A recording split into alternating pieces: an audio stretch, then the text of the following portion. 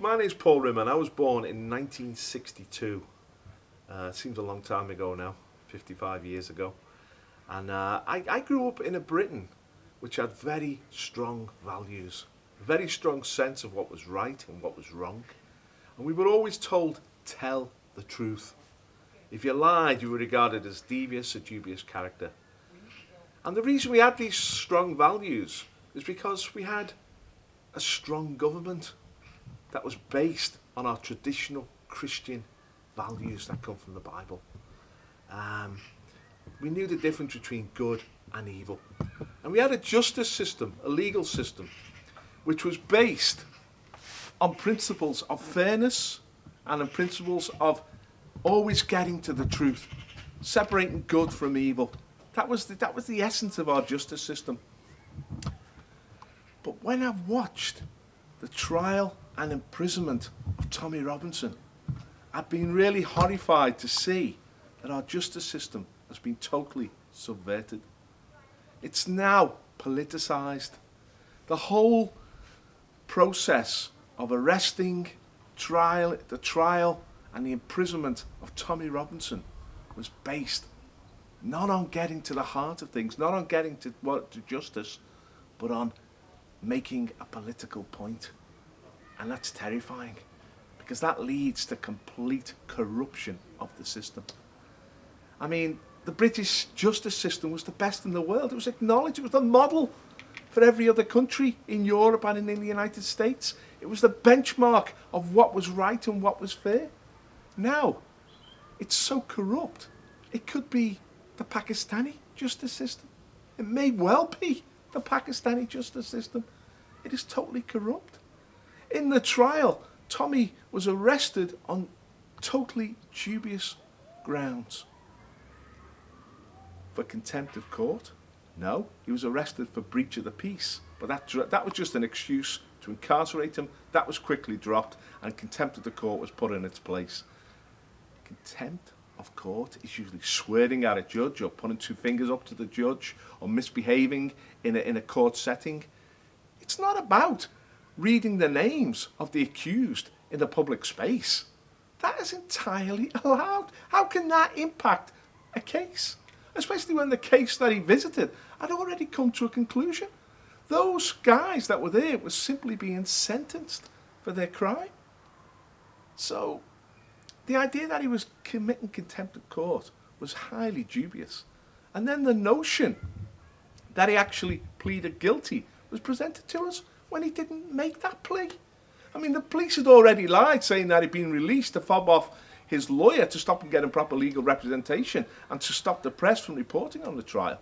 But then they said he pleaded guilty, and he didn't. That changed the whole perspective on the case. So we were being fed lies by a dubious legal process. And the judge himself, he imprisoned Tommy for 10 months, plus the 3 from Canterbury, 13 months for doing nothing. I mean, the maximum sentence for contempt of court is 24 months, and that's for horrendous behaviour in a court of law. Tommy had done nothing. He didn't. The judge didn't even visit the evidence, didn't even watch the Facebook sort of broadcast, which he claimed had infringed the case. Now, I don't understand why the case was so protected. I mean, you can simply say to the jury, ignore any interference in this case. Focus on the evidence before you. The evidence against these Pakistani rapists was overwhelming. They were going to be found guilty. The trial was never in any danger. So it was a bogus accusation against Tommy. Anyway, Tommy gets sent to prison, and there are strict reporting restrictions placed on the whole episode, which again is dictatorial. We've always lived in an open liberal society. There was no need for such draconian measures. Tommy goes to prison, and the horror deepens, because in prison, Tommy is taken from Hull, where he's safe and sound, and put in Olney, where he's in incredible danger. Now, there's a debate about what percentage of the population at Olney, prison population, is Muslim. It was very high. The Muslims had a huge impact on that prison. And Tommy was a target for them. The death threats and the intimidation began immediately. Now, his cell was put on the ground level. That meant that the Muslims who were going, it was opposite the mosque. The Muslims going to the mosque could bang on his window, could spit in through his window, could throw feces, which they brought along, through his window. I mean, all the prison authorities had to do was move him from that cell to the first floor and he would have been safe. But no, they kept him there so he could be intimidated. And then Tommy raised the spectre that his food was being tampered with and he couldn't eat the food. And the prison doctor would have known about this. Now, instead of getting an alternative source for food for Tommy, they simply allowed him to virtually starve. He was living on meagre rations that he could buy with his own money, a few little bits and pieces. Now, Tommy was going in a death spiral. And I began to realise that the authorities were willing to go along with this. This was an attempt at state murder. That's an accusation I'm making against the state, the British state, that they were willing to see Tommy killed in prison by foul means, by any means, but they wanted him out the way. This was a political assassination they had planned.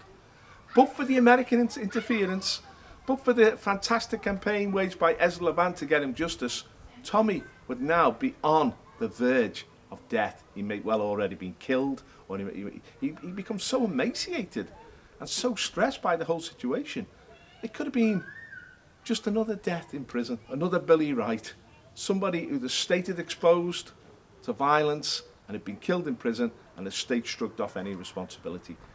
So we have a very dubious legal process, a draconian sentence, and horrendous treatment of Tommy inside. Horrendous treatment. And that wasn't fair. That wasn't fair at all. That wasn't just. Because Tommy had done nothing. So this whole episode is such a blot on the British legal system and our nation. The whole world looks at us now aghast.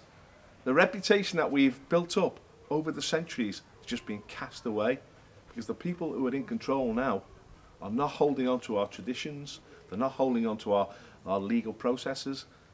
They're politically driven, and their goal is to eradicate anyone who is critical of them. We can't surrender to this.